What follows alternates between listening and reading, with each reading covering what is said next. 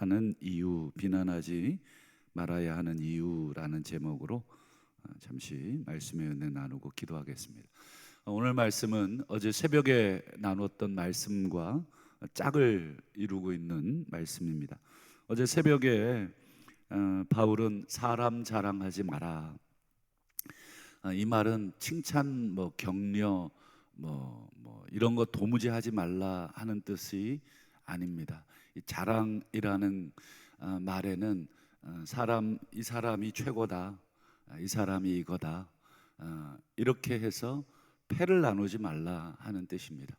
더군다나 세상의 기준으로 특별히 교회 내에 우리 지도자들, 우리 장로님들이라든지 목회자들이라든지 또는 여러 앞장서서 섬기는 지도자들에 대해서 자랑하기 시작하면 상대적으로 필연적이라고 볼 수 있겠는데, 필연적으로 무슨 일이 생기겠습니까? 한쪽을 자랑하면 한쪽을 비난하게 되어 있습니다. 틀림없이 그렇게 되어 있습니다. 이쪽 사람들은 이 지도자를 이 장로님 최고라고, 또 이쪽 사람들은 이 목사님 최고라고. 그러다 보면 서로 간에 선호하고 또 서로 간에 좋아한다고 표현할까요? 좋아하는 목회자들, 또 교회 장로님들, 지도자들, 그러면 반드시 상대방의 어떤 그런 지도자들에 대해서 비난을 하게 돼 있습니다. 이런 자랑과 비난을 왜 하는가? 왜 한다고 생각하십니까? 단순히 성격이 그래서, 물론 성격이 그럴 수도 있겠습니다만 결국은 하나님을 몰라서 그렇습니다. 더 정확하게는 성경을 몰라서 그렇습니다. 여러분, 교회의 지도자는 누가 세웁니까? 교회의 주인이 세우시는 것입니다. 근데 요즘은 교회의 주인을 하나님으로 생각하지 않고 사람으로 생각을 하기 때문에 그렇습니다. 장로도 내가 세웠다, 목회자도 내가 청빙했다, 전부 온통 인간들의 이 판이. 그래서 교회에 여러분 담임 목사 청빙하면 얼마나 시끄러운지 몰라요. 제가 아는 한 교회도 근본에 담임 목사를 모시려다가 실패를 했어요. 왜 그런가? 제가 아는 분을 통해서 얘기를 들어보니까 이 당회원들끼리 본인이 원하는 목회자를 세우겠다고 서로 패가 갈려서 싸운 것입니다. 이 패가 갈려서 싸우다 보니까 한쪽을 자랑하게 되고 한쪽을 비난하기 시작한 것입니다. 이러니 여러분 제대로 되겠습니까? 그렇게 해서 목회자가 세워진들 그 교회는 평안하겠습니까? 부임해서 온 목회자는 어떻게 되겠습니까? 또 다른 문제를 일으키게 되겠죠. 여러분, 교회의 주인이 하나님이신 줄을 우리는 믿습니다. 그러면 여러분, 장로도 또 목회자도 우리가 교인들의 손에 의해서 투표를 해서 뽑긴 뽑지만, 여러분, 제비를 사람이 뽑지만 그 걸음을 인도하시는 분이 하나님이시다는 것을 믿는다면 여러분, 하나님이 세우셨다고 믿으셔야 됩니다. 저 사람은 내가 마음에 안 들었는데 장로가 됐다고. 그래서 저는 저 사람은 내가 뽑은 사람 아니니까 나는 저 사람 싫다고. 여러분, 그건 주인을 무시하는 월권인 것입니다. 그리고 세운 리더는 각각 자기의 일이 있는 것입니다. 각각 자기의 일이 있다는 것은 바울은 바울의 일이 있고 아볼로는 아볼로가 맡은 일이 있다는 것이고, 이 종들은 각각 자기가 맡은 대로 상을 받는 것입니다. 자기에게 맡겨준 일을 자기들이 어떻게 하느냐에 따라서 주인에게 상을 받는 것입니다. 사람에게 상을 받지 않는다. 그러니 주인이 아니라 그런 일꾼들 놓고 자랑하고 편가르고 또 반대로 비난하고 비판하는 것, 그것은 하나님의 성전을 무너지게 하는 것이다. 즉 교회를 무너지게 하고 성도를 무너뜨리게 하는 것이다. 그게 고린도전서 우리 3장 16절과 17절의 가르침이었습니다. 이러한 성경과 하나님을 모르니까 서로 어떤 특정한 지도자나 사람을 놓고 편가르기를 하는 것입니다. 여러분, 칭찬하는 것은 괜찮은데 그걸 편을 가르고 자랑하기 시작하면 필연적으로 누군가 반대편을 비난하게 되어 있습니다. 그래서 바울이 오늘 본문 1절에서 이렇게 호소라고 해야 될까요? 좀 책망을 합니다. 사람이 마땅히, 여러분, 마땅히라는 단어에 우리가 주목을 해야 돼요. 마땅히라는 말은 언제 사용합니까? 당연히 뭐 의무적으로 이런 뜻입니다. 그냥 하고 싶으면 이런 뜻이 아니라 마땅히 우리를 그리스도의 일꾼이요 하나님의 비밀을 맡은 자로 여겨야 한다. 이것이 바울의 고백이죠. 자꾸 하나님이 세우신 교회의 여러 리더들을 보면서 저건 사람이 세운 사람이야, 저건 되지 말아야 될 사람이 됐어, 이렇게 생각하는 것은 우리 1절에 그리스도의 일꾼 하나님의 비밀을 맡은 자로 여기지 못한다는 것이고, 그 말은 하나님도 모른다는 것입니다. 겉으로는 하나님 얘기하지만 속으로는 저거 하나님이 세우지 않았어, 내가 하나님 자리에 올라가서 판단하고 있는 것입니다. 그래서 세움을 받은 일꾼들은 어떤 자세로 일을 해야 되는지까지 2절에서 말을 합니다. 그리고 맡은 자들에게 요구되는 것은 충성이다. 즉 바울인 나에게도 하나님은 충성을 요구하고 아볼로는 아볼로에게 맡겨준 일에 대한 충성을 요구한다. 그래서 우리가 특별히 지도자들이 서로를 견제할 필요가 없습니다. 저 사람을 비난해서 내가 상을 더 받습니까? 그렇지 않습니다. 저 사람을 비난해서 내가 상급이 올라가고 내 상이 올라간다면 저는 100번이고 1000번이고 앉아서 계속 비난하라 이렇게 하겠지만, 성경의 원리는 비난을 통해서 상을 받는 게 아니라 각각 맡은 바 일을 통해서 상을 받기 때문에 그렇습니다. 그래서 우리가 다른 교회를 판단할 일도 없고 다른 교회 목회자를 판단할 일도 없고, 우리 교회 각 위원회가 있고 또 장로님들이 계시고 목회자들이 계신데 그것들에 대해서도 똑같습니다. 각각 자기가 맡겨진 일에 여러분 사람에게 평가를 받지 않기 때문에 그냥 하나님 앞에서, 담임은 담임 목사로서, 부교육자는 부교육자로서, 장로님들은 장로님으로서 각각 자기에게 맡겨진 그 일들을 하나님 앞에서 충성을 하면 됩니다. 그게 2절입니다. 맡은 자에게 구할 것은 충성. 그런 의미에서 나는 어떤가? 나는 내 일도 제대로 못하면서 다른 사람 비난하고 있지는 않은가? 보통은 게으른 사람들이 비난을 많이 합니다. 내 일도 안 하면서 다른 사람들이 열심히 하는 것에 대해서 비난을 하죠. 여러분, 내 일 열심히 해보면 다른 사람 비난할 시간도 없습니다. 그렇지 않습니까? 내일도 바빠 죽겠는데 다른 사람 일을 보면서 야, 쟤는 왜 저렇게 해, 저렇게 해, 이렇게 할 여력도 없습니다.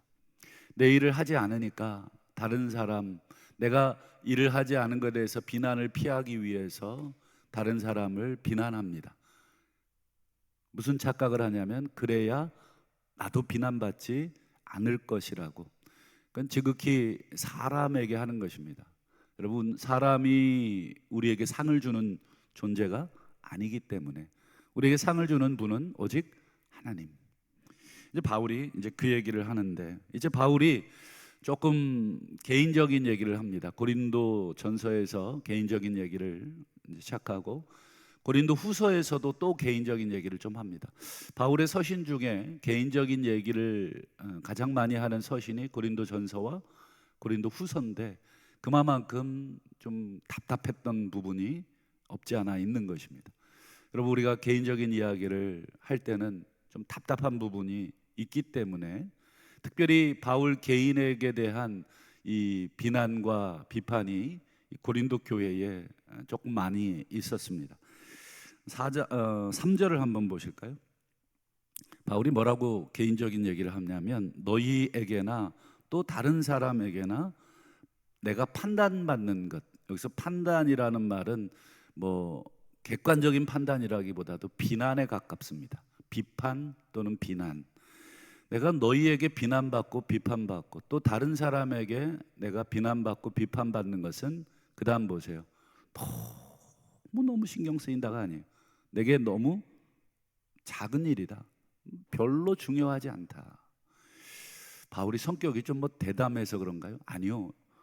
바울은 신학적으로 분명한 기준이 있기 때문에 다른 사람들이 내 일에 대해서 평가하고 판단하는 것에 대해서 별로 개의치 않습니다.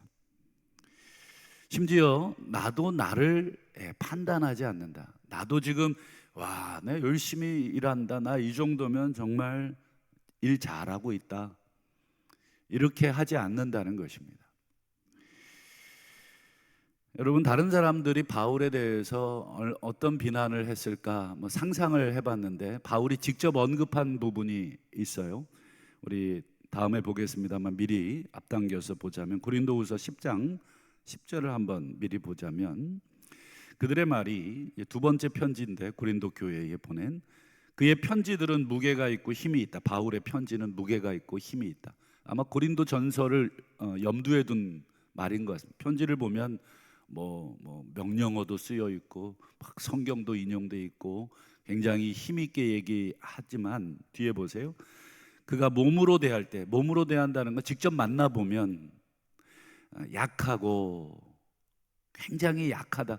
이건 어떤 신체적으로 건강적으로 약하다는 의미가 아니라 그의 태도가 그렇다는 거예요. 태도, 굉장히 겸손하려고 그러고 주장하려고 그러지 않고 굉장히 자기를 낮추고, 이 헬라 사회, 로마 사회에서는 겸손은 미덕이 아닙니다. 오늘날의 겸손은 미덕이지만 이 당시에는 자기를 과시하고 자기의 힘이 있음을 드러내는 것이 미덕입니다.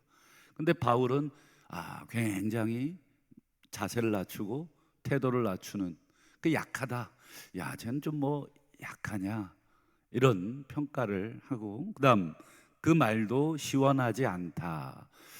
말이 시원하지 않다는 말은 말을 못한다는 뜻이 아니라, 여러분, 상대방을 배려하다 보면 어떻습니까? 말이 세지를 못합니다. 이렇게 되고 이렇게 되고, 요거는 이렇게 했으면 좋지 않겠느냐, 상대방의 의견을 구하는 말투. 근데 바울이 말이 시원치 않다. 여러분, 바울은 말씀드렸지만 말쟁이였습니다. 아주 말을 논리적으로 잘하는 사람이었고, 아테네에서 전도할 때는 여러 철학자들이 이 말쟁이가 도대체 무슨 말을 하는지 내일도 좀 들어보고 싶다. 그래서 내일 또 불러서 그 철학자들하고 논쟁을 하죠. 이건 말을 못한다는 뜻이 아니라 너무 겸손하게 자기를 낮추다 보니까 말이 시원치 않은 것입니다. 우리도 왜 소위 카리스마 있는 사람은 말을 어떻게 합니까? 막 쭉쭉쭉쭉 그냥 하죠. 이거 해, 저거 해, 그만해.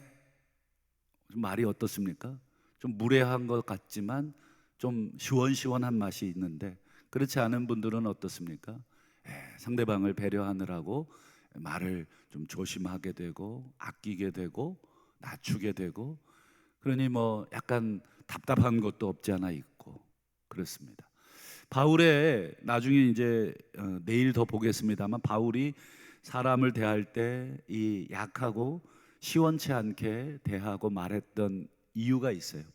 그것은 그리스도의 겸손, 하나님이 그리스도를 통해서 어떻게 인간을 대하셨는가, 그것이 바울의 삶의 이 모토였기 때문에 그렇습니다. 이처럼 사람들은 바울을 이렇다 저렇다 비난하고, 그래서 내가 아볼로를 나는 좋아해, 그래서 나는 개발을 좋아해 등등 이렇게 비난하고 평가하고 했습니다. 그러나 바울은 그것에 대해서 큰 가치를 두지 않는다. 아까 말씀드린 것처럼 심지어 자기 자신에 대해서도 자기가 평가를 내리지 않는다. 나는 목사로서 이만하면 100점, 나는 장로로서 이만하면 200점, 이렇게 자기 자신에 대해서도 평가를 내리지 않아요. 이유가 있습니다. 우리 4절을 한번 보실까요? 내가 자책할 것을 아무것도 깨닫지 못하나 이로 말미암아 의롭다 함을 얻지 못하노라. 이 말의 뜻은 말씀드린 것처럼 내가 나를 되돌아봤을 때 그렇게 잘못한 것은 없는 것 같지만 그렇다고 그것이 나를 의롭다 하지는 못한다. 그것이 나를 제대로 평가하는 것은 아니다. 왜냐? 나를 평가하실 분은 주시니라, 주님이시다. 주님이 나에 대해서 올바로.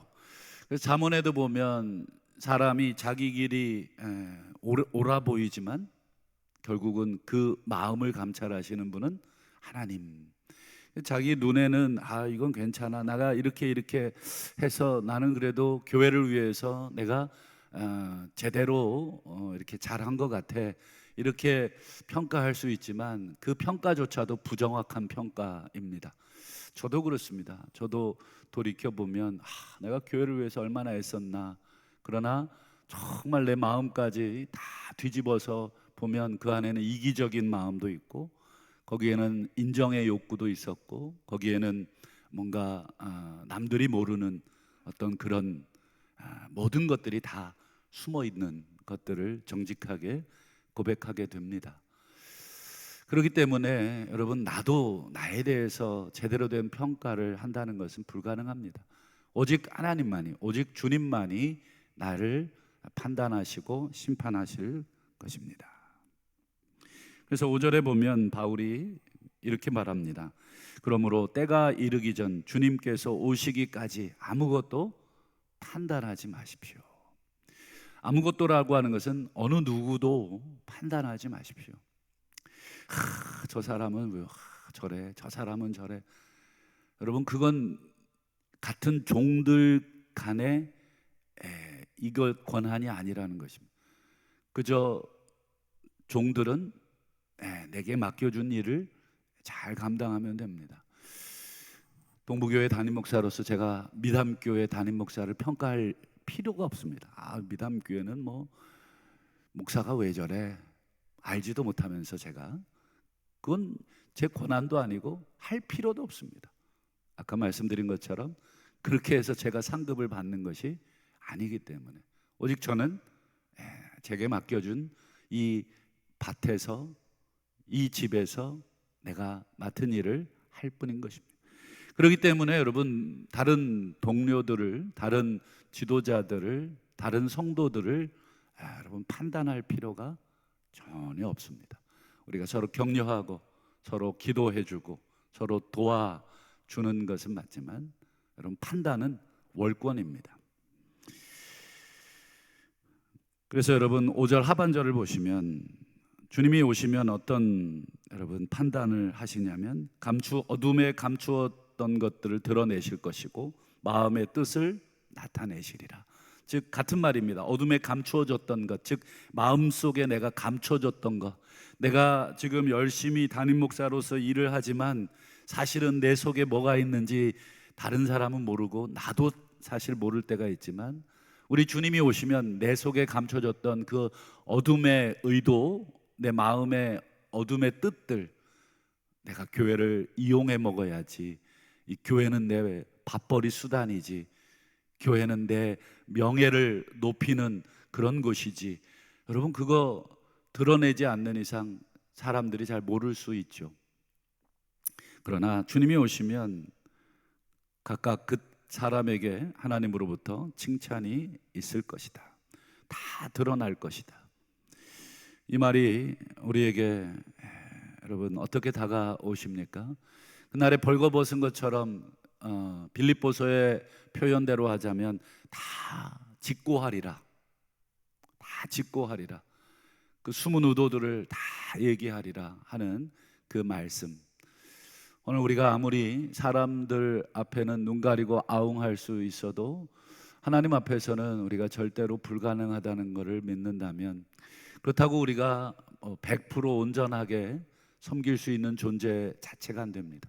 그래서 우리는 날마다 회개하고 날마다 돌이키고 날마다 말씀 앞에서 나의 더러움들을 봐야 하는 것이죠.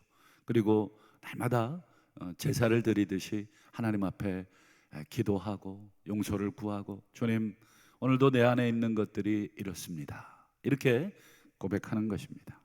말씀을 맺겠습니다. 오늘 말씀을 준비하면서 개인적으로도 참 많은 생각을 하게 되었고, 또 찔림도 가지게 되었습니다. 우리 한국 교회가 참 안타깝다.